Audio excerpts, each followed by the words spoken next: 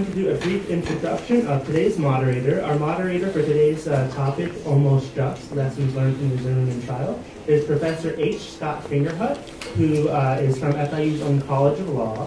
He comes to our College of Law with over 18 years of teaching experience and 23 years as a criminal trial and appellate litigator.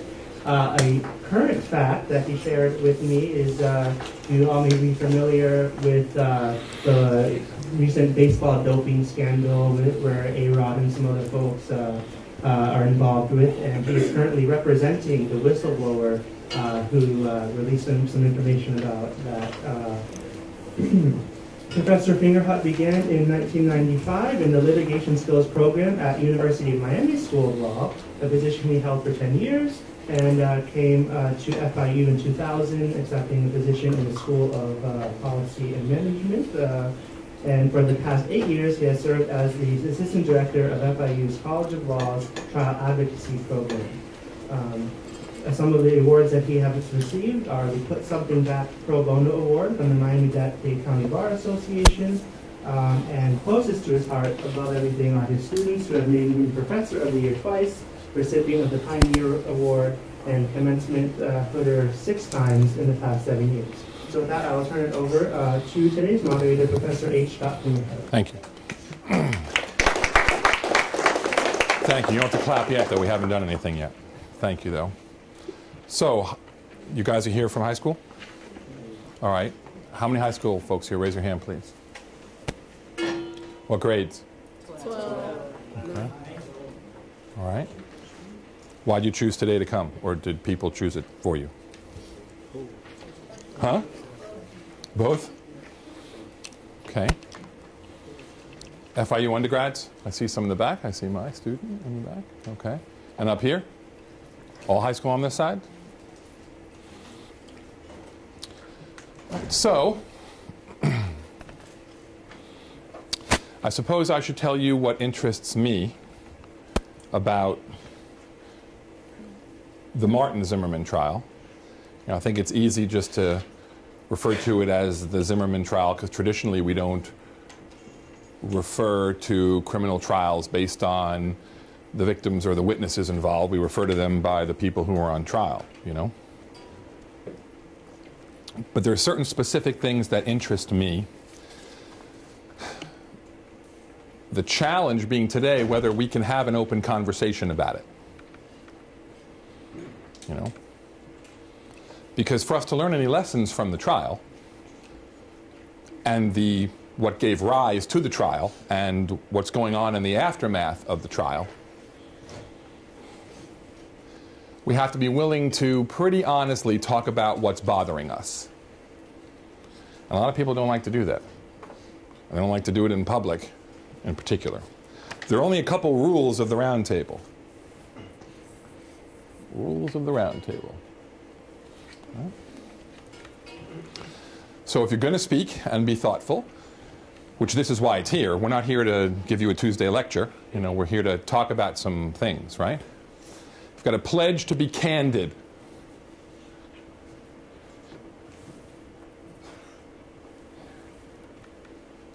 You know what candid means? What do you think? What does it feel like? Anybody? You want a lifeline? You want a lifeline? Candid. Anybody?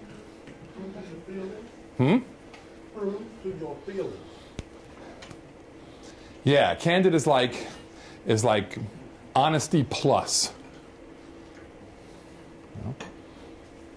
Being soulfully candid is really talking about what's really going on. Not the pleasantries that we have to engage in every day just to get along with each other. Because we can't go around all day long just telling everybody how we feel from the bottom of our hearts about everything. Nobody would get anything done if we did that all day long. I want you to be candid, number one. 2, you've got to be brave enough to be open. A lot of things going on with this case that go on thousands of times a day, in and outside of every courtroom in this country. But this is the one that we know about. But it needn't only be this case that the issues we're talking about arise from.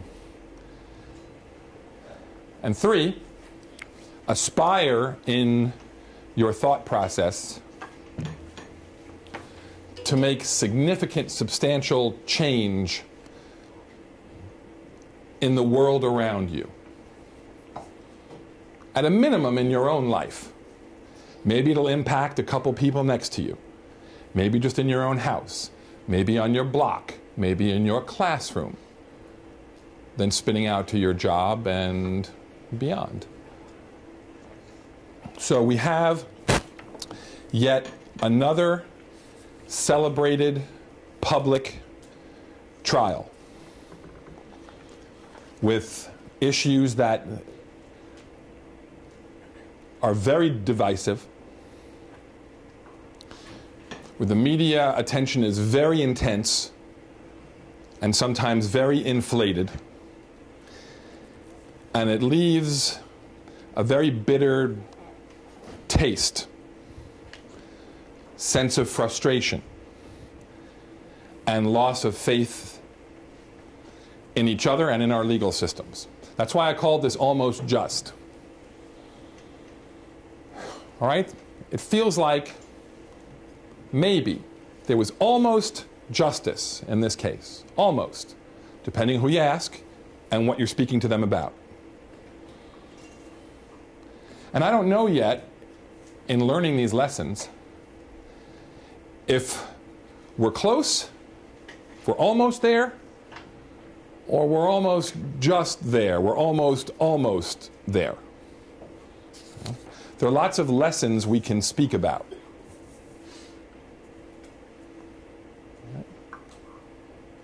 And this isn't to limit it to this.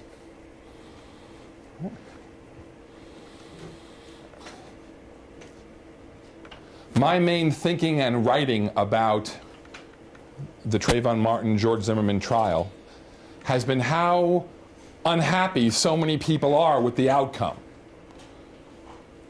And what that says about us. And maybe we expect too much of our legal system. Maybe we expect our court to solve more of our problems than courts are able to or maybe even supposed to.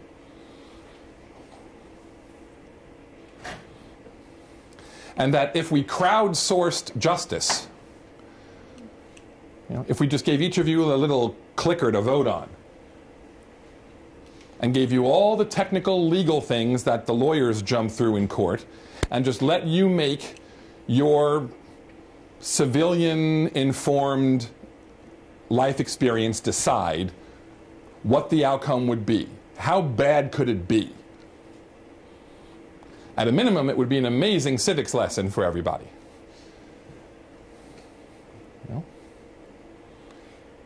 Because to get caught up in the trial itself and its outcome, I think is a dangerous thing. And it stops the dialogue on what may really be bothering you. What our court systems can and cannot do. What are our attitudes about one another? Can the black people in the room even have this conversation with a white guy leading it? I don't know. I don't know. I don't pretend to have lived anyone's life other than my own. All right?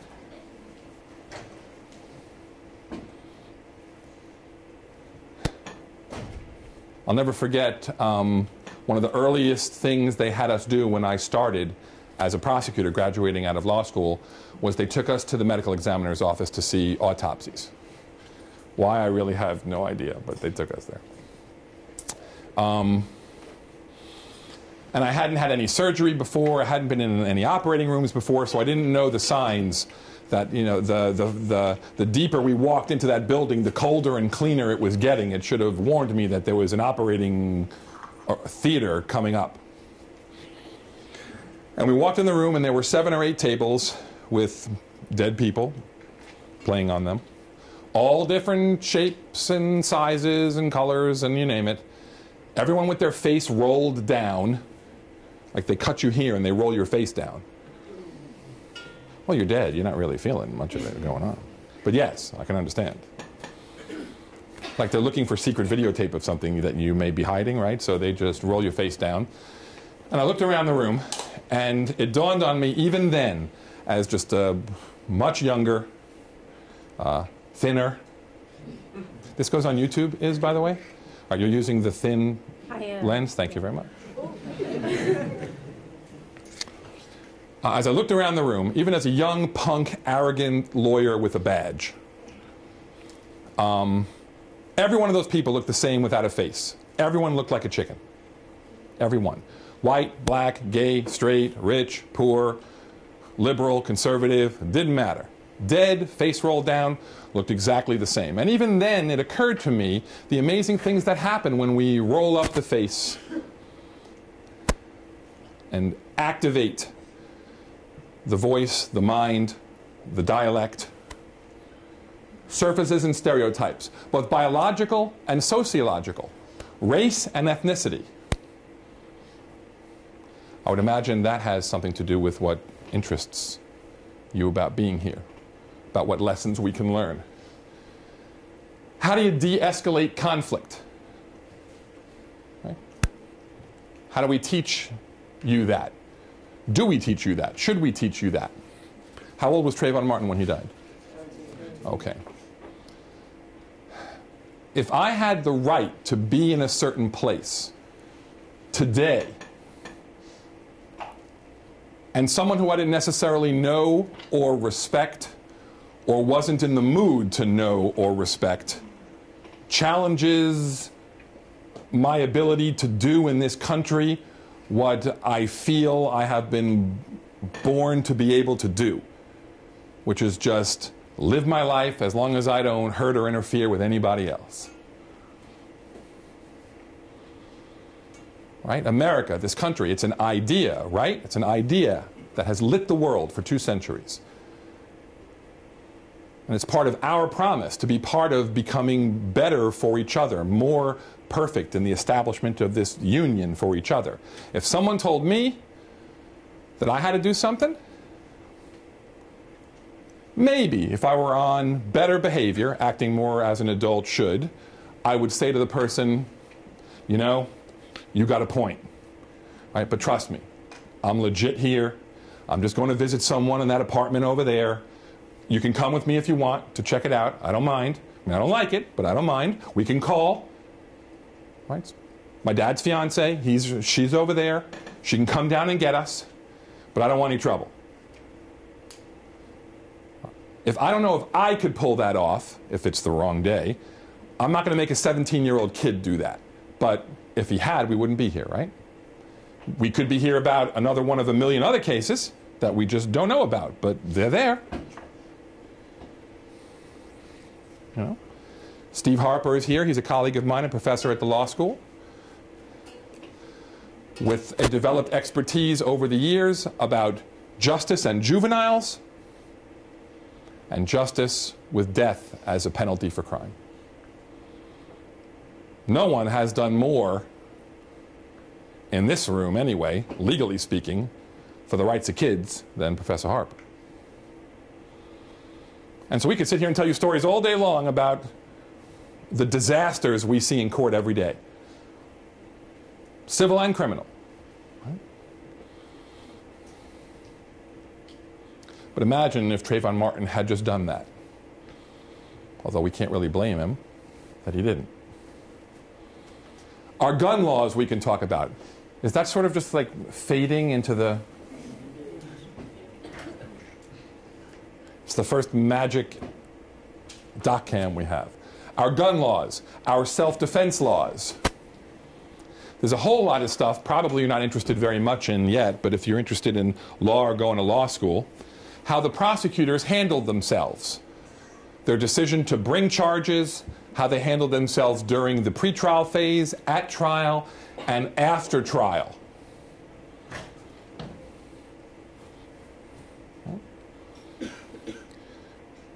Yeah, I don't know if that's what's doing it. It's like there's fog over it. All right? Okay? Then there's the media. All right, so since how old have y'all been either doing things on the internet or an iPad or whatever? Since what age, roughly? 7. Anybody younger?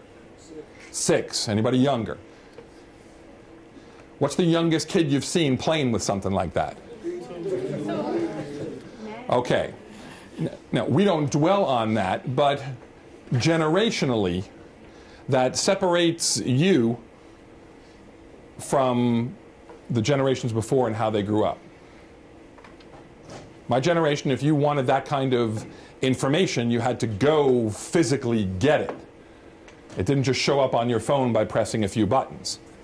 And if you wanted fun, most of your fun was outside. Go out and play. So the media has to fill 24 hours of our 15-second attention spans. They have to talk about something. To talk about nothing, nobody watches.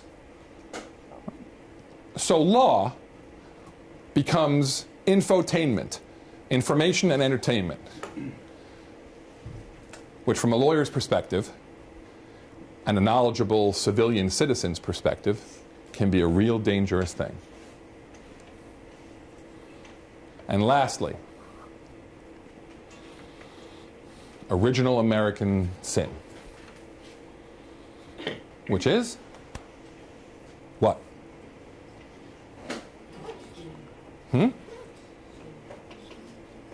now, if you talk that quietly, ain't no one going to hear you, not even me. What is original American sin?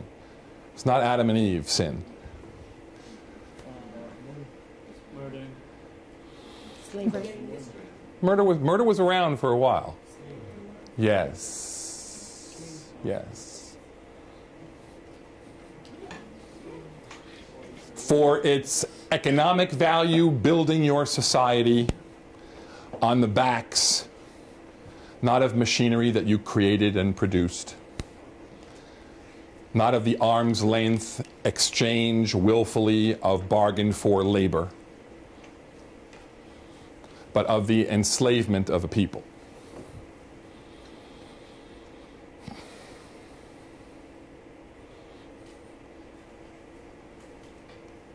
And as President Obama was talking to us,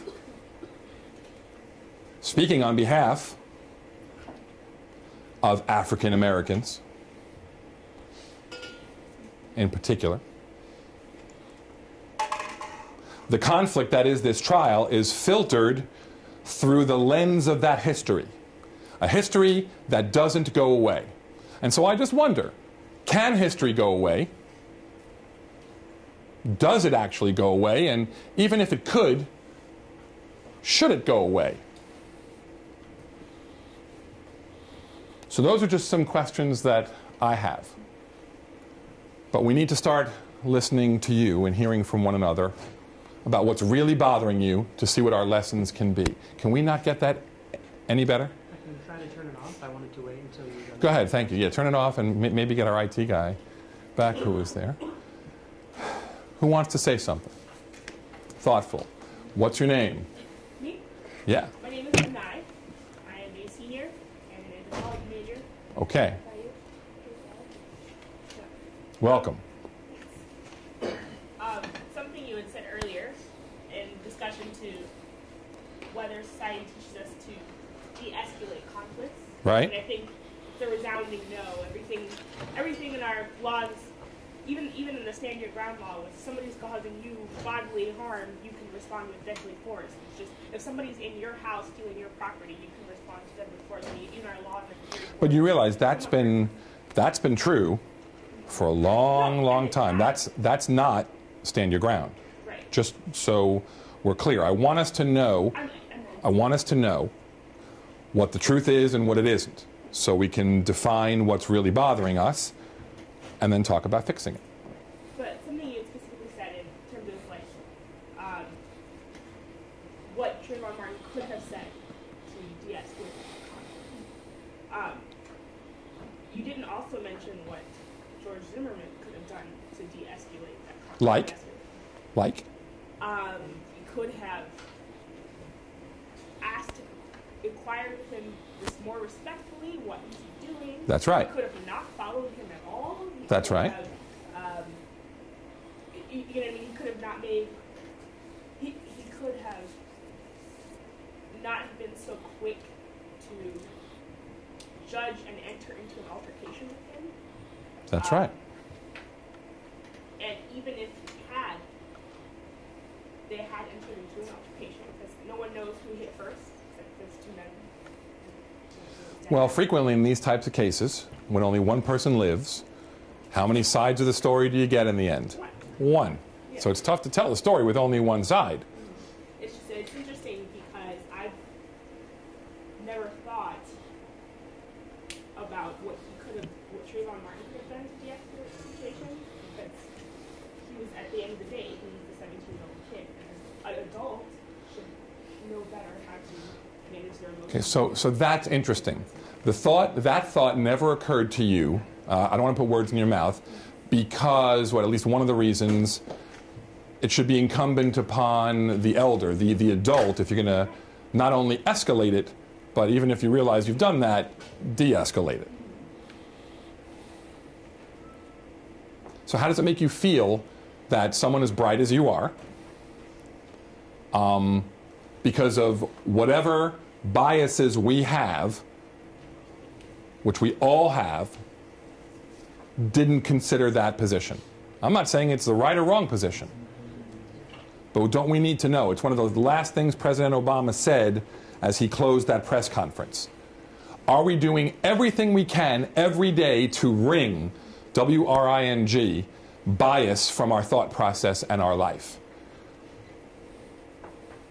It is so ingrained in us, it happens, we don't even realize sometimes we're doing it. Even when we're doing good things, we are disqualifying ideas, people, based on race, gender, ethnicity, income level, sexual preference, political orientation. That's the thing about human beings, all right? This is something we have to work at if you want to work at it. Right? Human beings are egocentric and sociocentric beings. Right? Our ideas and thoughts are the right ones because we have them. That's why we picked them. If we wanted other people's ideas, we'd have those people's ideas. We love our ideas and our thoughts. We don't even have to analyze them very much because they just feel good. It's a comfortable fit. And we certainly don't have to spend a lot of time analyzing your feelings and thoughts. We're also sociocentric. The groups that we belong to are the best groups, the better groups, the right groups. If we wanted you to be in our group, we'd invite you. If we wanted to be in your group, we would just go and take over your group. Our groups are the better groups. And we don't analyze that very much either. This takes work. But interesting points you raised. You raised your hand? What's your name? My name is France from Boston. Okay. Actually, what you said. Nice and loud. What you said got me thinking because you never know if he's given an opportunity to act. You can give a statement saying, "Oh, I live here" or whatever. Plus, Zimmerman, no matter what, Zimmerman had a gun on him. Right. Zimmerman could have easily said, "Yo, what are you doing here? If you was place been robbed, all of that. I just want to make sure my place is protected." You don't know if he gave that man the opportunity. And yeah, even if I'm fighting you, once you pull out that gun, anybody in this room is going to stop. You do not have to pull that trigger, no matter what. If you flash the gun on him, everybody in this room will stop fighting whoever they're fighting. So is it fair to say that no matter what actually happened between the two of them, adult and very young adult, if not child, right? With the adult having the gun, no matter how badly he may have been getting beaten up, what? Are we saying he shouldn't have put himself in the position to have to feel he needed to use the gun? Or there's just no excuse? When you have the gun, you can't be pulling it out and using it, no matter how badly you may be losing a fight. It's like, if I have a knife, right? I'm threatening you. I understand if you pull out your gun and shot me, I was threatening you. Okay. But if I'm fighting you fist to fist, that's different. You don't have to pull out a gun and put one in my body at all. That's a whole different thing. Because you're older than me. It doesn't matter. You're a grown man. I'm 17. Well, I'm 18, but he's 17. I can be fighting you all day. It doesn't matter. You don't have to pull out a gun and shoot somebody. It makes no sense to do that. Would it matter how badly you are kicking my butt? Now listen, I'm good from running away for about 5 feet, and I'm going to get in one good swing. Then I'm exhausted. Okay? You can fight all night. All right? So at what point, as you pound my face in, do I have to say, listen, I got to do whatever I got to do, because if I keep taking this, I ain't going to be around no more? No, I'm not saying, if you did show the gun to me and I did come towards you, all right. That would be it. Then I couldn't say anything. But to me, I feel like every kid, every black or white kid will actually know, yo, this dude got a gun. Don't mess with me like that. Zimmerman could have asked a simple question. Trayvon could have asked a simple question. We don't know. He's dead. Right. But I just feel like, hell, if I'm fighting you, you have a gun towards me, I'm not gonna mess with you. Point blank period. You could have even told him that. Interesting for how the average person, the non-lawyer, views the facts of this case. An adult with a gun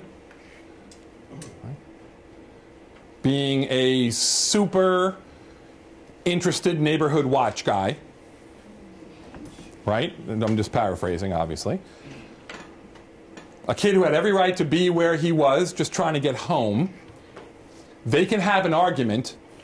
The kid can get shot and be unarmed. And through a bunch of other circumstances at trial, there can be no punishment. No criminal punishment anyway. I mean, that doesn't feel fair to anybody. And it's not. So we should stop trying to think that it's fair.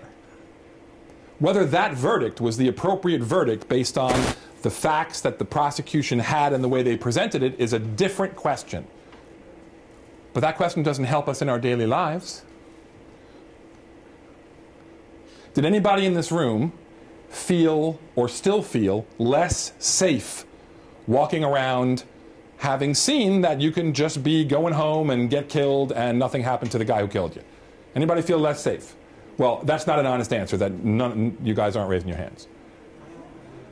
You think there are only 3 people in the room who feel less safe? I feel less safe. Okay?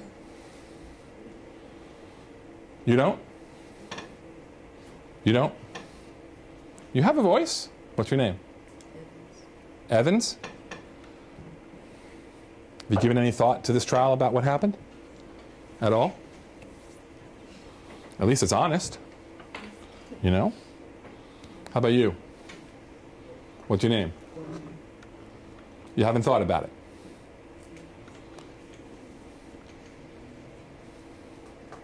Hoodie aside, you haven't thought about it.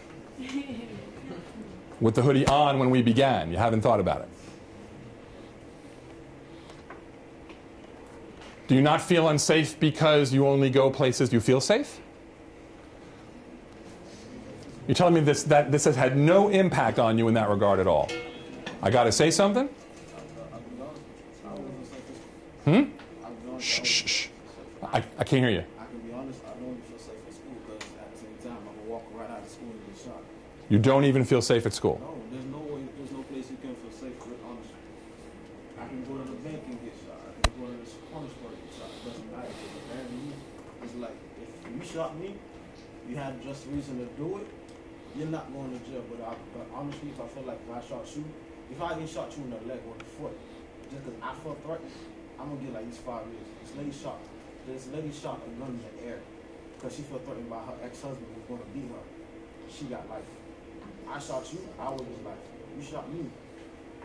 Well, when you shot me, I promise you wouldn't go to jail. Now, let me ask you this. Let me ask you this. I feel like this justice system is not fair at all. So, let me ask you this. Even if we broke down what you're saying, and created actual cases out of those facts, and they ended up perhaps not being in the end how you suggest they would end up. Let's just say that for a moment. That doesn't diminish the fact that you feel this way, right? And you walk around every day feeling this way. Does it make you feel good to feel this way every day? Does it help you be more productive? Does it make you want to reach out beyond yourself, beyond your friends and family, beyond your community, and help positively impact the world free of these legitimate concerns and fears that you have? You know? Or does it just make you want to what? All these feelings make you want to what? Do something about it. 'Cause I feel like basically justice system is not fair at all. I feel like it's not fair, period. Well, if you try to do something about it, you barely get noticed if you're trying to do things. I mean, I've been in the justice system every day for 25 years, so half my life. And I would agree with you. Pretty sad, huh? What's your name in the back?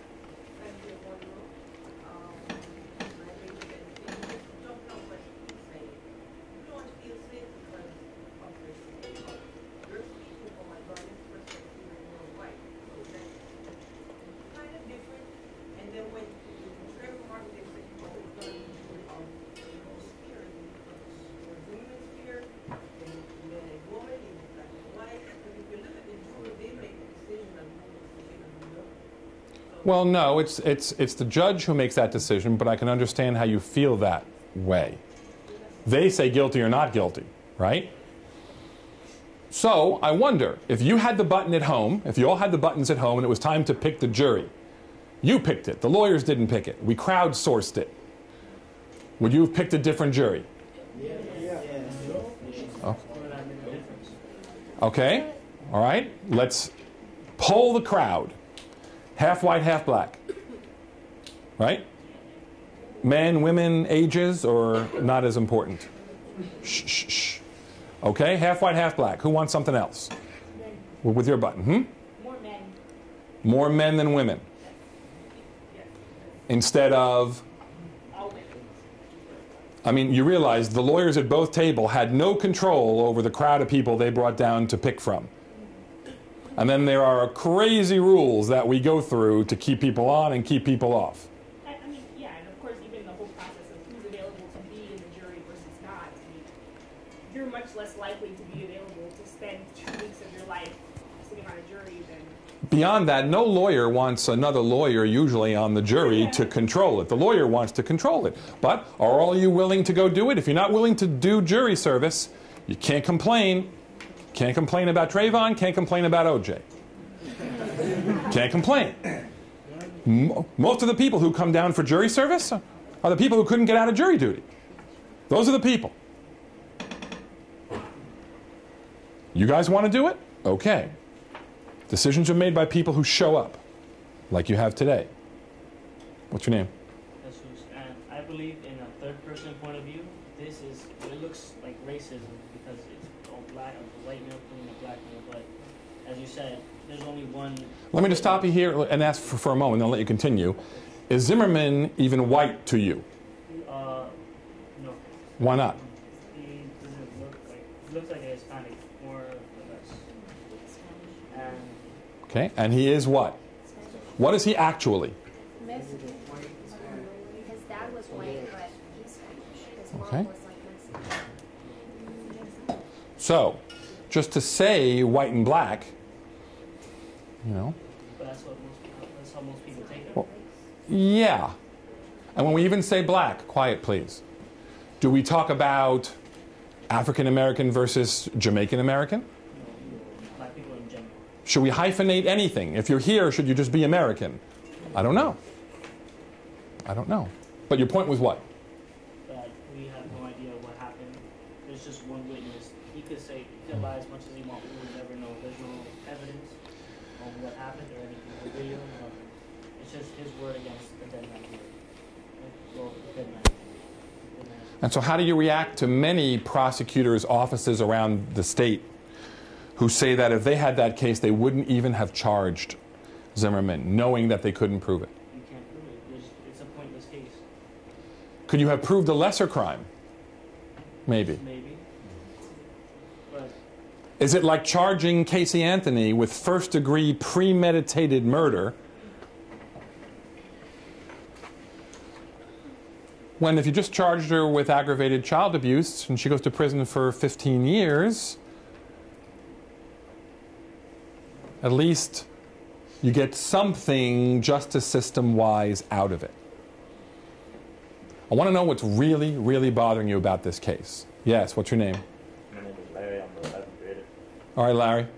I feel that all this ties down to the stereotypes of racism from back in the days, because everything was controlled mainly by white Americans, and they had enslaved black people from slaves. And we feel that we haven't evolved our mindsets in that way, because we still discriminating ourselves and each other. Black people discriminating black people, and we're not like coming together as one nation and like coming together like solve our problems, just doing it separately.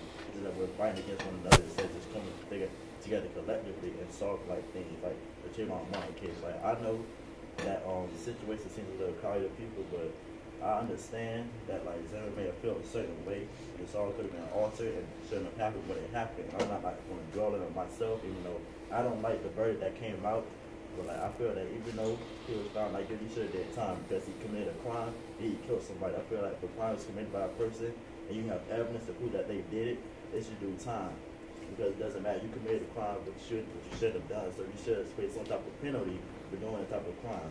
I know this might affect like people who may be falsely accused or things like that, but I feel like if a crime is committed, you should do time no matter what. So let me ask you this.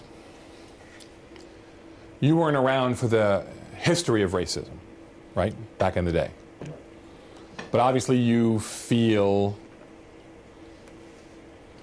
impacted by it now. No? Yeah. How did that happen?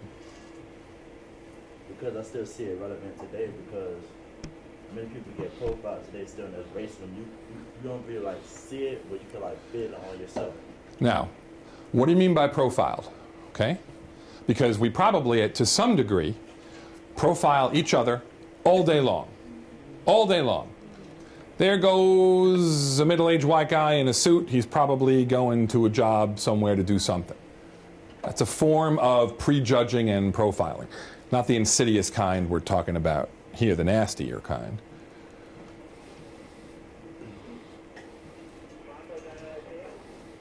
We put this like image on each other from like the stereotypes that were back in the day. Like black people, we like put them in one category, like, oh, black people are stupid, live in the ghetto, have all this type of Who says that? It's the stereotypes that white people have implemented on us. Which white people? White people from back in the day in history. So they're all dead. Yes. But we still use those stereotypes today. We haven't changed them. We haven't judged people by their character and their content. But we judge each other by our skin color, our religion, our race, gender, sex, which it shouldn't be. But we should get time to take to know somebody instead of judging them pre-face. So knowing that that is definitely true for too many people, right? What do you do about that? What do you do about that? Sadly, there's nothing you can do about it.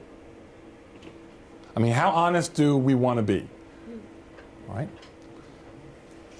How many black families in the room wouldn't go over and socialize with a Cuban family if there was a pot of gold waiting for you? And how many Cuban families in the room wouldn't go over to a black person's house to cut their lawn? Yeah, I didn't expect anybody to say anything. Right? How many of you could bring home a boyfriend, girlfriend, whatever, who ain't like you, and have your parents embrace it with open arms? Right? Interesting. And how many of you would do that and your parents would lock the door and that's the last you would ever hear from them again? Yeah, well, that's not necessarily true, the four hands that went up. But it's not just between both races, even blacks. Yeah, I just use those too, but you could go on and on and on and on. Right? So what gets people in the end? Any English majors in the room, poetry majors? 1? 2? Good fences make good neighbors. Who wrote that poem? Okay. Anybody ever read that poem? What did he mean by it? Yeah.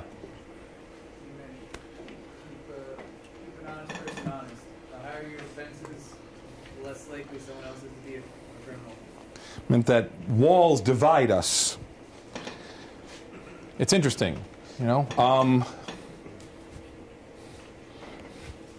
No matter what form or shape it takes, a ring, a bracelet, a necklace, gold never forgets that its fundamental nature is gold. The ocean never forgets for a moment that whether it is a wave or a bubble or an eddy or a jet, that the fundamental nature of the ocean is water.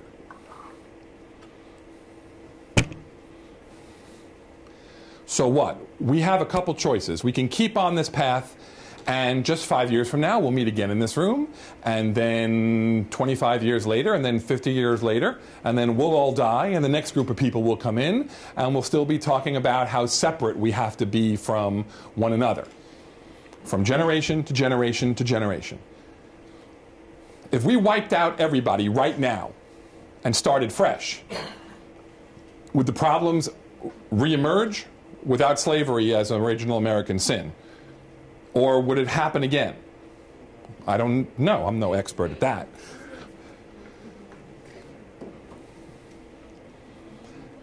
How many of us in here learned any of this self-defeating separatism from our parents? I don't expect you to out your parents, but just think about it. You know? Would it appear to you that Trayvon Martin's parents raised him, right, to be strong and proud? Would you want to raise your kid? If somebody messes with you, stand your ground. If you have a right to be where you have to be, don't take any crap from anybody. And it got him killed. And no parent should outlive their child. No parent. So we have to define what's really, really bothering us, not the cosmetic problems, and try and figure out what to do about it. Even if it's only just to think about it for a while. What's your name? Speak up.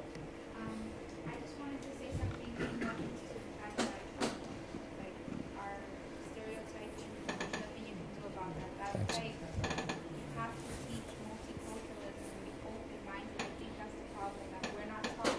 And I mean, we're everybody, nobody is taught.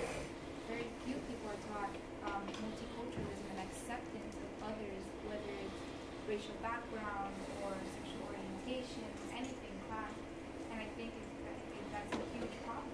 We need to be taught open-mindedness to everyone's views and how to accept them. You don't have to agree with them, but how to accept them. Where do you teach someone that? I think that's Home? School? At home, in school, I think it's everywhere.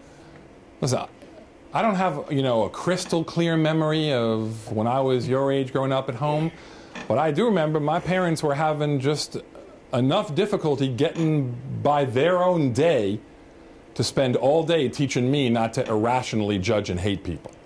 I don't mean you have to sit there and teach someone that. That is in the way you speak, in the way you act around your child.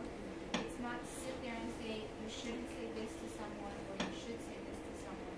It's in your own self, the way you are around others, the way you are around your Okay, children. I agree with you. Is that working for us? Right now, anyway. Are we doing better? I think What do you it's think? not as bad as it was before, but it's still there. Are we doing better? What do you think? I mean, I'm not looking to be yes, but if you genuinely think we are. There is.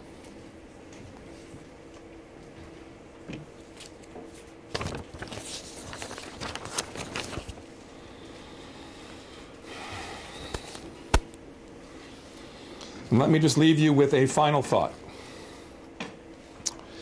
That as difficult and challenging as this whole episode has been for a whole lot of people, I don't want us to lose sight that things are getting better. Each successive generation seems to be making progress in changing attitudes when it comes to race. It doesn't mean we're post-racial. It doesn't mean that racism is eliminated, but when I talk to Malia and Sasha and I listen to their friends and I see them interact, they're better, than we are. They're better than we were on these issues. And that's true in every community that the president has visited, and he goes just about everywhere in the country. What's your name? I'm Soumya. Speak up.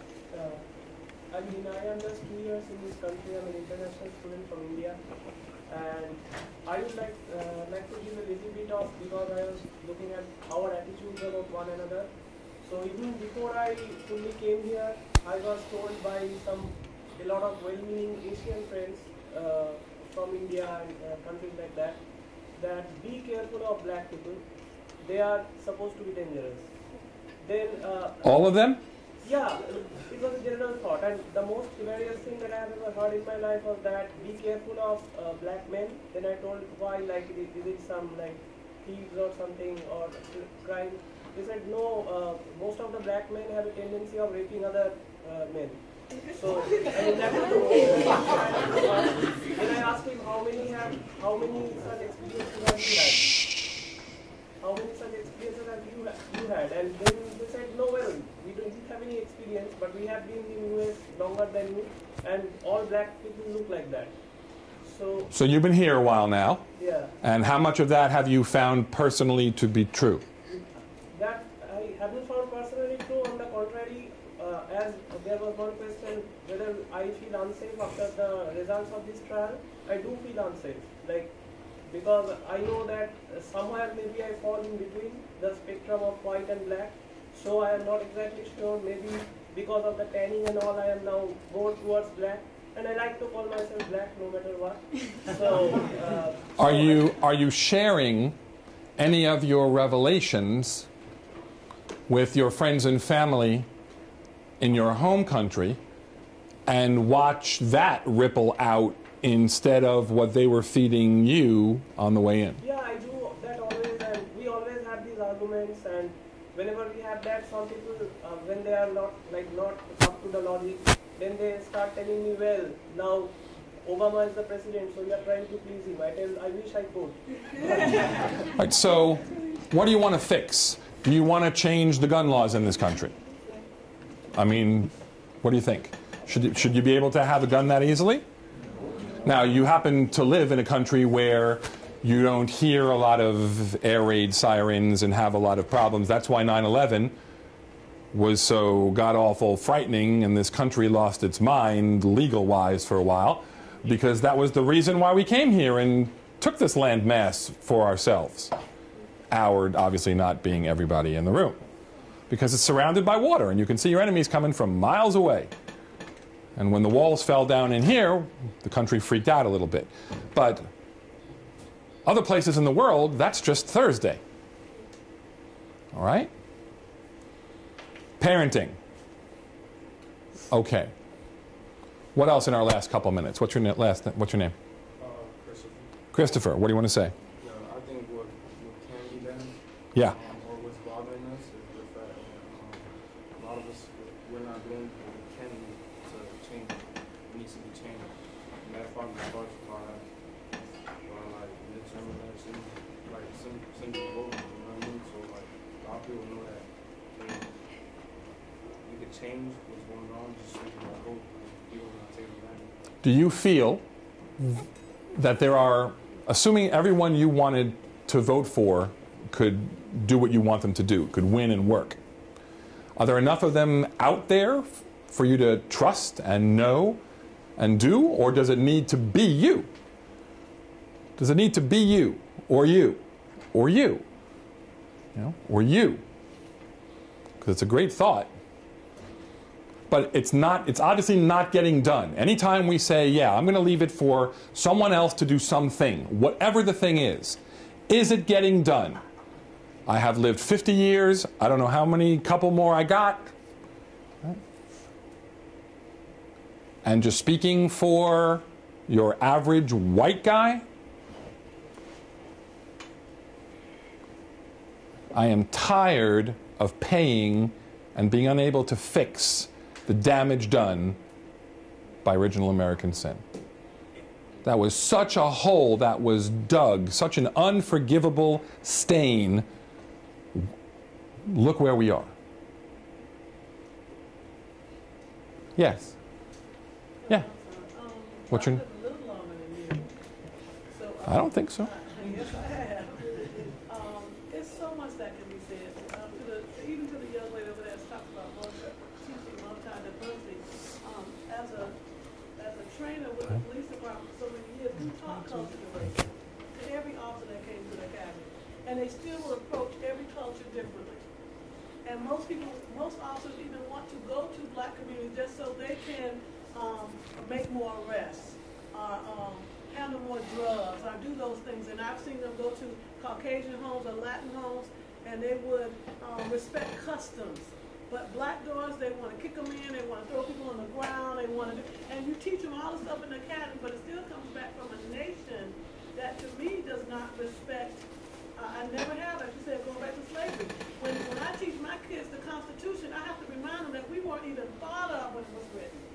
We weren't even a thought. That wasn't even written with us. Well, we were 2/3. You were fractionalized. Yeah, we were fractionalized in it. I mean, we talk about the Bill of Rights. They weren't written for people of color. I mean, just recently, we've had to talk about our voting rights almost being invoked. And that's people who fought in wars, pay taxes, and live in this country all their life. What other country you know where there's a fraction of a people like that say we're free, and you still have a race of people that have to argue their voting rights? And we can still vote. No, I'm not directing at you, sweetie. I'm just saying that. I'm Hispanic too, so I was part of your.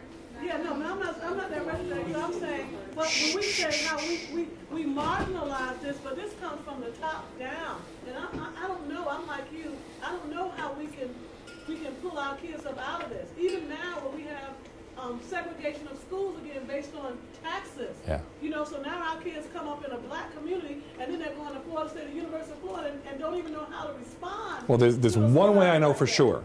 One way I know for sure is that a man like you not leave it to someone else to do when you are articulate and strong enough to stand up and make that change yourself and have people follow you. That's one way for sure. Either that or just sort of overnight, everyone just sort of has to mix and marry. You know? You just go to McDonald's and you get a shake of every color and you just dump it all in the same cup. Last couple comments. This case has stirred up a lot of talk about race, but when I saw and I watched the trial, and I watched bits and pieces of it because I was in one thing. And my perspective was more like, being a law grad, I wanted to see how each side presented its case. And when I saw the prosecution's case, well, I would actually just turn on the TV and be in the middle of a witness, and I was like, oh, the prosecution rested it. The defense has begun its case, and actually no, it was the defense, the prosecution witness speaking on the stand. So then, when the jury has to deliberate, based on the fact that they were given, I don't see how they could have come up with a different verdict based on how these facts were presented. So I don't see it as like, oh, because it was an all-white jury and the person who died was a black male and the person who was defendant was a white male, that's the reason why it was decided the way it was decided. Okay. What's your name? I'm just going back to what she said about how multiple people start from the home. Speak up, okay? It's all right. Let it go. But I'm referencing this movie I watched, American History X, where the father made a lot of references about blacks and Jews and how he couldn't find work because of all of the different races and ethnicities that was coming in and taking his job. And he started from the home saying how, well, being a little stereotypical and racist of these certain groups. And it started when they were young. And the more you talk about a certain type of person a certain way, the more they grow up. And they see that person that way. Even if the parents should teach the child, you know? So if they go out into the world, they won't, you know, profile or discriminate against the person they don't know, but be more open to getting to know them. Let me tell you two things. All right? And I don't know what this means to black people coming from a white person, let alone a white stranger. You don't know me, you know. Justice Sandra Day O'Connor said, former Supreme Court, the first woman Supreme Court Justice, said it's harder to turn a cold shoulder on someone who you know if you took time to really get to know somebody, you know. You guys know who Thurgood Marshall was? Okay. 6 months before he died, he was accepting the Liberty Bell Award in Philadelphia, having been a very prominent attorney, you know, having been an amazing Supreme Court Associate Justice. Right? And speaking that day, he said, "The law can only do so much for us. The law can knock down some walls, the law can open some doors, but the one thing the law cannot do is build bridges between us. That's for us to do. That's not for the legal system to do. And you can be like an ostrich and stick your head in the sand and just hide and dwell, or you can take a chance and reach out, because that's where real freedom is. On the other side of that bridge, Socrates said, justice is what we discover as we walk together and talk and even love one another in this conversation about what justice is." And one last thing from me. How are we on time? Are we it? Okay. I don't know what it sounds like to black people, let alone young black people, when you hear a middle-aged white guy talk about Martin Luther King. I don't know. If you knew me, you knew that it was as sincere as any black person talking to you. But I can understand you're saying, listen, this guy hasn't lived my life. All right? Okay.